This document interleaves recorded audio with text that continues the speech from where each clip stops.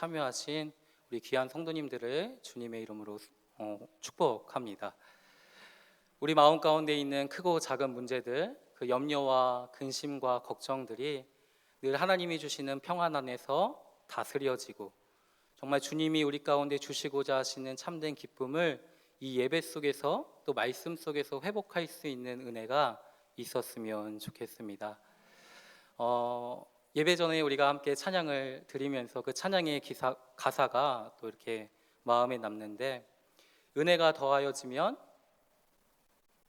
힘이 생깁니다 라는 가사였어요. 우리 은혜가 더하여지면 힘이 생깁니다 라는 가사로 우리 한번 옆에 또 우리 성도님들과 또 온라인으로 예배하는 우리 성도님들은 또 가족들과 옆에 있는 지체들과 함께 같이 인사했으면 좋겠습니다. 은혜가 더하여지면 힘이 생깁니다. 네, 주님이 주시는 그 은혜가 말씀 속에 가득 임할 수 있기를 소망합니다. 바울의 2차 전도 여행이 시작되었습니다. 바울은 바나바와 함께 1차 전도 여행 때 말씀을 전했던 도시들을 다시 재방문하고자 하였죠. 형제들의 상황을 살피고 그들을 하나님의 말씀으로 위로하고 세우기 위한 마음이었습니다. 그러나 마가를 데리고 가자는 이 바나바의 제안을 바울이 거절하게 되죠. 그러면서 결국 둘은 갈라서게 되고 각각 자신들의 길을 걷게 됩니다. 실라와 디모데가 바울의 전도팀에 합류가 됩니다. 그리고 그들은 아시아에서 말씀을 전하기로 온 마음을 쏟아내기 시작하죠. 그런데 어떠한 일들이 벌어집니까? 그들이 아시아에서 복음을 전하고자 했던 그 마음들이, 또 그 길들이 막혀버리게 되는 것이죠. 6절 말씀, 우리가 읽지는 않았지만요, 그 6절 말씀을 보면 그 이유가 이렇게 설명되고 있습니다. 우리 한번 같이 읽어볼까요? 시작. 성령이 아시아에서 말씀을 전하지 못하게 하시거늘. 누가 아시아에서 복음을 전하지 못하도록 막으셨습니까? 성령이 그 선하신 뜻을 가지고 아시아에 가서 형제들을 돌아보고 말씀으로 세우기를 원했던 그들의 길을 성령께서 막으셨다라는 것이죠. 길이 막혔습니다. 그러자 그들은 다른 애를 쓰며 다른 노력을 기울이기 시작하는 것이죠. 그러나 7절 말씀에도 누가 허락하지 않으십니까? 예수의 영이 허락하지 않으십니다. 하나님은 바울과 그의 동역자들을 아시아가 아닌 마게도냐로 부르시기를 원하였죠. 바울은 마게도냐로 건너와서 우리를 도우라는 환상을 밤중에 보게 됩니다. 그때 바울과 동역자들의 반응이 어떠했습니까?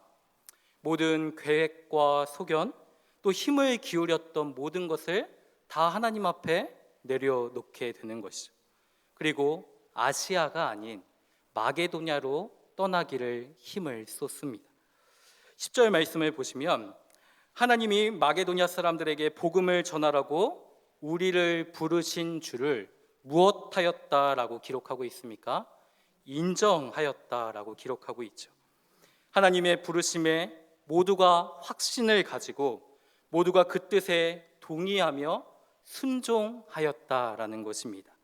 자신들의 생각과 다른 하나님의 생각이 그들의 마음에 비추어지기 시작할 때 그들의 소견과 뜻들을 하나님 앞에 다 내려놓기 시작하고 오직 우리를 부르신 하나님에 대한 확신함을 가지고 하나님의 뜻에 순종하며 나아가고 있는 것이죠. 하나님의 부르심과 뜻이 말씀을 통해서 우리 안에 확고히 세워지면 우리의 마음은 설레이기 시작합니다. 또 하나님이 행하실 일들에 대한 기대로 우리의 마음이 두근두근 거리기 시작하죠.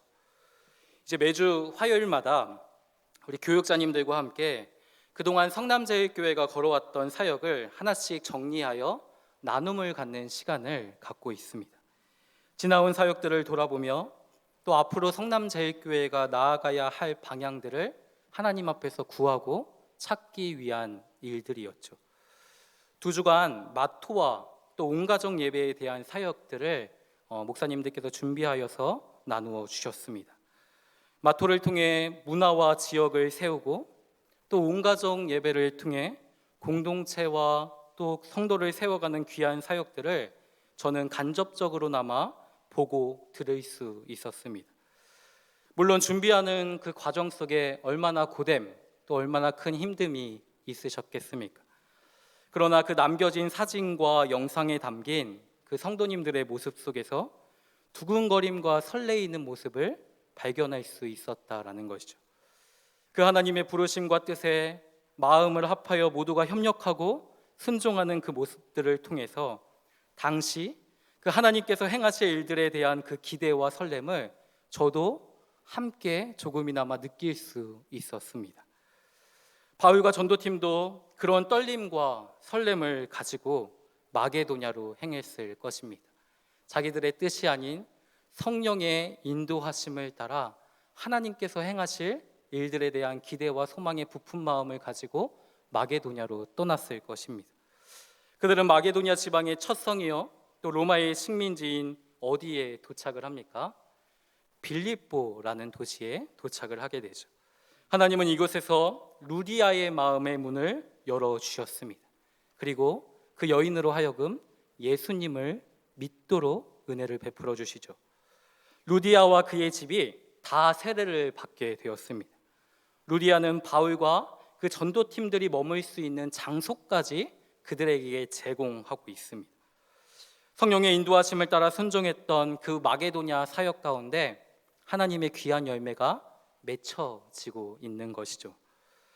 그러나 하나님의 인도하심을 받아 순종했던 그곳에 형통과 기쁨 또는 사람들의 환영만이 기다리는 것은 아니었습니다. 예기치 못한 어려움들을 그들은 또한 마주하게 됩니다. 바울과 전도팀이 그 기도하는 곳에 가다가 한 여인을 또 만나게 됩니다. 16절 말씀을 보면요, 그 여인을 무엇이라고 소개하고 있습니까? 같이요. 점치는 귀신 들린 여종 하나를 그들은 마주하게 되는 것이죠. 그 종은 점치는 것으로 그 주인들에게 큰 이익을 주는 자였습니다. 바울이 귀신에게 명령을 하죠. 예수 그리스도의 이름으로 내가 너에게 명하노니 그에게서 나오라. 오랜 시간 동안 귀신에 붙잡힌 바 되어서 사망의 권세 아래 갇혀있던 그 여인을 향하여 바울은 선포합니다. 예수 그리스도의 이름으로 내가 너에게 명하노니 그에게서 나오라. 그때 18절에 어떻게 되었다라고 말씀합니까? 귀신이 즉시 나오니라 라고 말씀하고 있죠. 죄와 사망의 권세를 이기신 예수 그리스도의 이름으로 귀신에게 갇힌 여종이 자유함을 얻게 된 것이죠. 흑암의 권세 아래 사망에 갇힌 여종이 예수 그리스도의 이름으로 자유를 얻게 된 것입니다. 바울의 개인의 권능과 경건이 이 귀신에게 갇힌 여종을 자유하게 한 것이 아니라 죄와 사망의 권세를 이기신 예수 그리스도의 이름이 갇힌 여종을 자유케 하였던 것이죠. 사랑하는 성도 여러분, 이 시간 우리의 가정과 또는 직장과 또는 삶에 흑암의 권세 아래 사망에 갇힌 일들이 있다면 예수 그리스도의 이름으로 자유케 되어지는 은혜가 임할 수 있기를 주님의 이름으로 축원합니다. 우리의 삶을 붙들고 있는 흑암의 권세가 그리스도의 예수 이름 앞에 물러나고 깨끗하여지고 정결케 되어지고 하나님의 은혜가 가득 임할 수 있는 우리의 삶이 되기를 소망합니다. 그런데 문제가 생겼죠.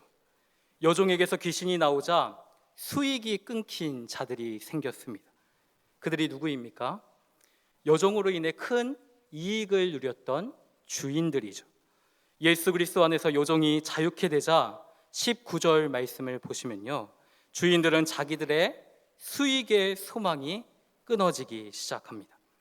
여종에게서 귀신이 나갈 때 무엇도 함께 달아서 나가게 된 것입니까? 돈에 대한 모든 소망도 함께 나가게 되었다라는 것이죠. 갇힘 중에 있던 여종이 그리스도 안에서 자유케 되어진 것이 그 주인들에게는 결코 기쁨이 되지 못하였습니다. 수익의 소망이 끊어진 주인들은 그들의 마음 가운데 분노만이 가득할 뿐이었다라는 것이죠. 그리스도 안에 있는 자유와 기쁨과 평안을 누리지 못하도록 그 주인들의 마음을 지배하고 갇혀 있게 하는 것이 무엇이었습니까? 바로 돈이었다라는 것입니다. 돈을 사랑함이 일만하게 뿌리가 된다는 그 말씀처럼 돈의 지배 아래 갇혀 있는 것이 주인들의 모습이었죠. 그런 주인들의 행보가 이제 어떠합니까? 바울과 실라를 붙잡아 로마 상관들에게 그들을 그대로 고발하고 있습니다. 그 고발의 내용이 무엇인지 한번 살펴봅시다. 우리 20절 말씀인데요. 우리 20절 말씀 한번 같이 읽어볼까요? 시작. 상관들의 앞에 서서 말하되 이 사람들이 유대인인데 우리 성을 심히 요란하게 하니라. 21절 말씀에도 보면 무엇이라고 이야기합니까? 로마 사람인 우리가 받지도 못하고 행하지도 못할 풍속을 전한다라고 이렇게 이야기를 하죠. 로마의 식민지인 이 빌립보에서 로마 사람이 아닌 누가? 유대인들이 성을 심히 요란하게 하며 로마 사람인 우리가 받지도 못하고 행하지 못할 풍습들을 전한다라는 것입니다. 로마인들에게 있어서 그것은 상당히 기분이 나쁜 일이었죠. 식민지 아래 있었던 백성들이 이 성을 요란하게 합니다. 자신들도 알지 못하는 풍속을 전한다라는 것이죠. 그러니까 로마인들의 마음이 다 충동되기 시작하는 것이죠. 이 주인들의 고발이 상관들의 마음을 자극하기에 충분하였습니다. 상관들은 바울과 실라의 옷을 어떻게 합니까? 찢어 벗기고 또 그를 매로 치게 되는 것이죠. 23절 말씀에 보시면요, 많이 친 후에라는 표현을 사용하고 있습니다. 많이 쳤다라는 것은 죽게 되었을 정도로 매를 많이 맞았다라는 의미입니다. 바울과 실라는 매를 맞은 후 깊은 옥에 갇힙니다. 그리고 그들의 발은 착고에 든든히 채워지죠. 성령의 인도하심을 따라 하나님의 부르심을 그 마음 가운데 확신하며 그 떨림과 설렘으로 마게도냐로 향하였던 바울과 실라는 이 사망에 갇혀 있는 여정이 그리스도 안에서 자유케 되어지는 그 일들로 인해 무엇을 맞습니까? 매를 맞고 깊은 옥에 갇히는 어려움을 당하고 있는 것이죠. 움직일 수 없도록 그 발은 착고에 든든히 채워져 있습니다. 하나님의 말씀에 순종한 결과가 무엇입니까? 갇힘이죠. 몸을 가눌 수 없을 만큼 깊은 고통 속에 머물게 되었습니다. 모든 것이 막혀 있고 또 깊은 어두움 속에서 신음을 할 뿐인 거죠. 그런데 오늘 본문 25절 말씀에 하나님은 그들의 모습을 무엇이라고 표현하고 있습니까? 우리 25절 말씀 한번 같이 읽어볼까요? 시작. 한밤중에 바울과 실라가 기도하고 하나님을 찬송하며 죄수들이 듣더라. 아멘. 한밤중에 바울과 실라가 무엇과 무엇을 하며 그때에 그것을 죄수들이 들었다라고 합니까? 기도와 찬송을 하는데 그 모든 것들을 함께 착고에 매여졌던 그들이 듣고 있는 것이죠. 매를 맞고 기진맥진하여 정신을 잃었다가 그 한밤중에 그들이 일어났는데 그들이 무엇을 하는 것입니까? 하나님께 불평을 하고 있습니까? 또는 하나님께 그 원망을 쏟아내고 있습니까? 아니죠. 기도하고 하나님을 찬송하고 있습니다. 그 기도와 찬송을 죄수들이 주의를 기울여서 다 듣고 있는 것이죠. 이게 말이 됩니까? 사실 너무 힘이 되면 우리가 기도가 잘 안 나옵니다. 한숨이 나고 또 눈물이 날 뿐이죠.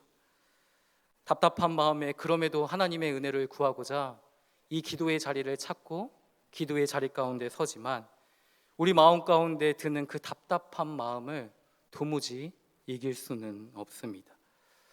성도님들을 신방하고 또 성도님들과 전화로 함께 말씀을 나눌 때에도 참 그 육신의 갇힘 속에 그 아픔 속에 그 고통을 호소하시는 많은 성도님들이 계십니다. 기도해야 함을 알고 또 이 예배의 자리 가운데 나와 하나님을 뜨겁게 찬송하고 회복되어져야 하는 그 필요성들을 다 마음 가운데 소망하고 있습니다. 그럼에도 불구하고 너무 힘이 들어서 하나님 앞에 무엇이라 기도할 바를 모르겠다라고 이야기하시는 성도님들도 있는 것이죠. 이것은 우리 모두가 경험하고 있는 일들입니다. 그런데 바울과 실라는 그 갇힘의 상황 속에서 하나님께 기도하고 찬송하고 있습니다. 이게 참 우리의 머리로는 이해가 되는데 그 마음속으로는 썩 다가오지 않을 때가 많은 것이죠. 바울이니까, 또 실라니까, 그들의 믿음이 대단하니까 그렇게 할 수 있었을 것이야. 우리와는 다른 모습처럼 그렇게 우리는 이질감을 느끼며 생각할 수 있는 것이죠. 그런데 다시 한번 생각을 해보면 그들의 믿음이 대단했기에 갇힌 중에 하나님께 기도하고 찬송하고 있는 것이 아니라는 것이죠. 매를 맞고 옥에 갇힌 이해할 수 없는 상황 속에서 그들의 마음 가운데 왜 불평이 없겠습니까? 이해할 수 없는 그 상황을 마주하면서 그들의 마음 가운데 왜 원망이 없겠습니까? 그러나 그 불평과 원망과 이해할 수 없는 답답함과 생각들을 찬송과 기도로 바꾸어 낼 수 있는 그 강력함이 바울과 실라를 옥중에서, 갇힘 중에서 붙들고 있다라는 사실입니다. 그 강력함이 무엇입니까? 바로 하나님의 영광입니다. 하나님의 영광이 갇힘 중에 있는 바울과 실라를 붙들고 있는 것이죠. 하나님의 영광이 무엇입니까? 하나님의 영광은 피조물들이 흉내낼 수 없는 탁월하신 하나님의 성품을 가리킵니다. 하나님은 그의 영광, 곧 그의 능력과 지혜와 긍휼과 자비와 거룩과 성실과 사랑으로서 날마다 우리를 대하고 계시는 것이죠. 주님의 능력으로 우리를 통치하시고 주님의 지혜로 우리를 가르치시며 우리를 긍휼히 여기시는 하나님의 사랑으로서 날마다 우리를 돌보시고 안위하여 주신다라는 사실입니다. 전능하신 하나님의 능력이 우리를 덮으시고 또 그 전지하신 하나님의 지혜가 우리를 가르치시며 자기 아들을 아끼지 아니하시고 우리 모든 사람을 위하여 내주신 하나님의 긍휼과 자비와 사랑이 우리를 덮기 시작하면 갇힘 속에서도 우리가 하나님께 찬송하고 기도하게 된다라는 것입니다. 죄와 사망의 권세가 우리의 연약한 육신을 착고에 채워 깊은 옥에 가둘 수는 있습니다. 그러나 예수 그리스도 안에 있는 우리의 영혼은 가둘 수가 없다라는 것이죠. 돈의 지배 아래 갇혀 있는 주인들은 로마 상관들의 마음을 자극하여 그들을 깊은 옥에 가두고 그 발을 착고에 채웠습니다. 그러나 그들의 영혼이 참된 위로와 힘과 도움이 되시는 하나님의 보좌 앞으로 나아가지 못하도록 그들의 영혼들을 가둘 수는 없었다라는 사실이죠. 하나님의 영광이 그 바울과 실라의 영혼을 덮기 시작할 때, 또 그 하나님의 영광이 바울과 실라의 마음과 생각을 주장하기 시작할 때에 그들의 갇힘은 더 이상 불평과 원망과 실패와 답답함이 아니었다라는 사실입니다. 바울은 옥중 서신을 통해서 자신의 갇힘을 무엇이라고 이해하고 있습니까? 에베소서 4장 1절 말씀에 그는 이렇게 이야기합니다. 같이 읽어볼까요? 시작. 주 안에서 갇힌 자 된 나 바울. 주 안에서 갇힌 자 된 나 바울. 이것이 하나님 안에서 옥중에서 그가 누리고 있었던 기쁨이었습니다. 옥의 갇힘을 주 안에서의 갇힘으로 바꾸어내고 있는 것이죠. 잘못한 것이 없는데 왜 내가 여기 갇혀 있어야 하는가? 로마의 시민권을 가진 나인데 재판도 하지 않고 나를 매로치고 옥에 가둘 수가 있단 말인가? 그러나 그 모든 억울함과 생각이 하나님의 영광에 압도되기 시작할 때 나를 부르시고 나를 지으시고 또 나를 보내신 하나님이 우리 마음 가운데 깊이 확신되기 시작했다라는 것입니다. 그렇게 바울은 고백하는 것이죠. 내가 그리스도와 함께 십자가에 못 박혔나니 그런즉 이제는 내가 사는 것이 아니요 오직 내 안에 그리스도께서 사시는 것이라. 이제 내가 육체 가운데 사는 것은 나를 사랑하사 나를 위하여 자기 자신을 버리신 하나님의 아들을 믿는 믿음 안에서 사는 것이라. 아멘. 주와 함께 죽고 주와 함께 살림을 받은 나의 모든 삶은 오직 주님의 것이며 오직 주 안에 갇혀 있는 삶이기에 매를 맞음도 갇힘도 죽음도 결코 두렵지가 않았다라는 것이죠. 갇힌 것 같지만 가둘 수 없는 영혼의 참 자유와 기쁨이 기도와 찬송으로 고백되고 있습니다. 사랑하는 성도 여러분, 어쩌면 우리의 삶도 바울과 실라와 같이 이러한 갇혀있는 상황에 놓여 있을 수 있습니다. 육신의 질병에 갇혀 있고 돈의 지배 아래 갇혀 있고 실패와 좌절과 그 절망에 갇혀 있을 수 있습니다. 코로나로 인해 비대면이라는 상황 속에 우리의 신앙이 갇혀 있고 떨림과 설렘으로 가득했던 그 성남 제일교회의 사역이 바이러스에 의해 갇혀 있을 수 있습니다. 그러나 우리의 모든 상황과 사역이 갇혀 있을 수는 있어도 우리의 영혼을 도무지 가둘 수 없는 그리스도 안에 있는 참 자유가 성도인 우리 안에 있다라는 사실들을 우리는 잊지 말아야 합니다. 건강이 막히고 또 물질이 막히고 사역이 막히고 삶의 모든 것들이 막힌 것 같지만 주 안에 있는 우리의 영혼을 막아낼 수 없는 그 어떠한 것들이 있을 수 없다라는 사실들을 우리는 기억해야 합니다. 우리 26절 말씀을 한번 보실까요? 하나님이 이렇게 역사하시죠. 같이요. 이에 갑자기 큰 지진이 나서 옥토가 움직이고 문이 곧 열리며 모든 사람의 매인 것이 다 벗어진지라. 아멘. 그 이해할 수 없는 상황 가운데 그 갇힘 속에 있었던 바울과 실라가 비추이시는 하나님의 영광에 압도되기 시작했을 때 그들은 기도하고 그들은 하나님 앞에 찬송하기 시작했습니다. 그 찬송과 기도를 주위에 있던 다른 죄수들이 그 영광에 압도되어 함께 주목하고 보고 있는 것이죠. 그때 하나님이 어떻게 역사하십니까? 큰 지진을 일으키십니다. 옥토를 흔드시는 것이죠. 그들을 가두었던 모든 문들을 열게 하시는 것입니다. 그리고 그들을 채웠던 메인 모든 것들이 어떻게 됩니까? 다 벗어지게 되는 것이죠. 하나님은 분명하게 보여주시는 것입니다. 육신을 가둘 수는 있어도 그 상황과 삶이 우리의 마주한 여러 가지 어려움들 속에 갇혀져 있는 것 같은 어려움을 마주할 때에도 우리의 영혼을 가둘 수 없는 참 자유와 기쁨들이 있음을 하나님께서는 보여주시는 것입니다.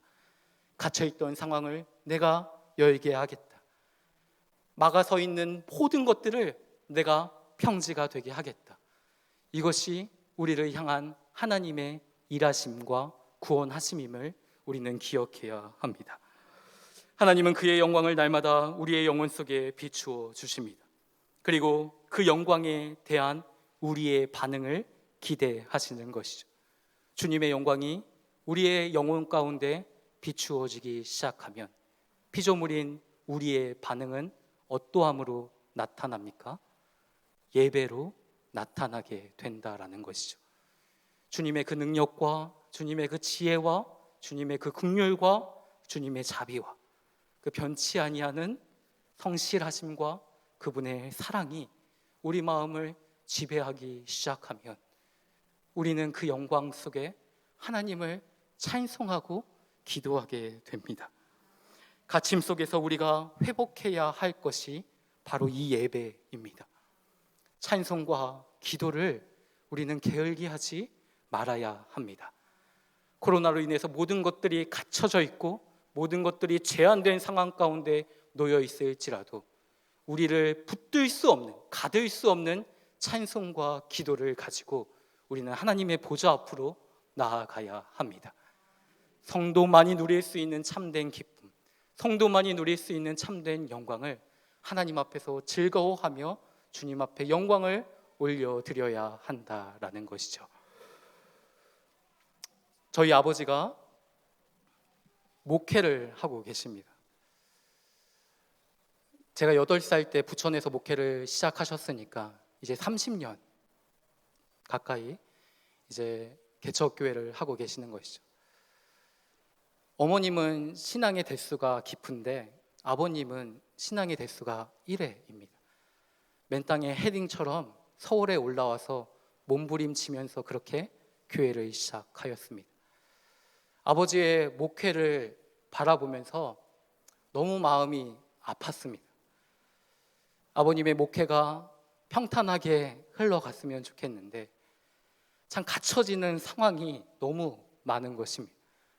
물질에 갇히기도 하고 사람에 갇히기도 하고 때로는 그로 인한 우울증에 갇히기도 하고 참 몸과 마음이 여러 가지 상황들 속에 갇히는 모습들을 보며 참 제 마음도 많이 답답해지고 불안해지고 아파지기 시작합니다.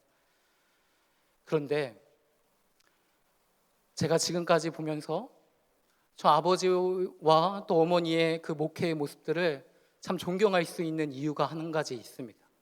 그것은 무엇이냐면 날마다 그 갇힘 속에서도 하나님을 찬송하고 기도하는 일들을 게을리하지 아니하는 모습이었습니다. 제가 일을 마치고 집에 귀가를 할 때에는 항상 집에 올라가기 전에 성전 본당을 지나치게 됩니다. 그러면 그 성전 본당에서 항상 어머니의 또 아버지의 찬송과 기도가 들려옵니다. 그 기도를, 그 찬송을 들으며 집으로 올라가는 그 걸음이 굉장히 마음이 아픈데도 굉장히 마음이 평안해지는 것이죠. 이것이 성도에게 주시는 하나님의 위로이고 기쁨이고 특권이라고 생각을 합니다. 모든 상황들이 갖춰진 것 같고 가두어지는 것 같은 그 절박한 상황 가운데 놓일지라도 그의 영혼을 도무지 묶어낼 수 없는 성도의 기쁨과 자유함이 그 아버지와 어머니 안에 있음을 함께 주목하여 보게 되는 것이죠. 지금도 평탄하지 못하고 지금도 그렇게 부유하지는 못해 보입니다. 그러나 하나님 안에서 기쁨이 있고 또 하나님 안에서 즐거워하는 모습을 아들로서 바라보는 것이 저의 마음과 동일한 기쁨으로 여겨집니다. 사랑하는 성도 여러분, 우리가 이 코로나 상황 속에서 이 특권을 좀 잃어버리지 않았으면 좋겠습니다. 찬송과 기도, 이 코로나를 이길 수 있는 우리의 유일한 무기 아닙니까? 우리를 다 묶어내고 있는 그 절망적인 상황들 속에서도 하나님은 하나님의 영광을 그의 백성들 가운데 충만하게 비추어 주시고 그 영광을 누린 하나님의 백성들을 통해서 그 영광을 지금도 취하고 계십니다. 다른 어떠한 화려한 것들을 하나님 앞에 드리지 못해도 좋습니다. 많은 물질, 많은 것들을 하나님 앞에 다 내려놓지 드리지 못해도 좋습니다. 그러나 그 골방 중에서 우리를 부르신 자리 속에서 뜨겁게 하나님 앞에 기도하고 하나님 앞에 찬송할 때 하나님은 그 찬송하는 그 마음을, 기도하는 그 마음을 하나님은 영광으로서 받으시고 취하시는 것이죠. 이것이 우리가 주님 앞에 나아가야 할 진정한 그리스도인의 모습입니다. 이 능력들이 제 안에 또 이 말씀을 함께 마주하고 있는 우리 안에 간절히 회복되어질 수 있기를 주님의 이름으로 축원드립니다. 아멘. 우리 함께 말씀 생각하시면서 찬양했으면 좋겠습니다.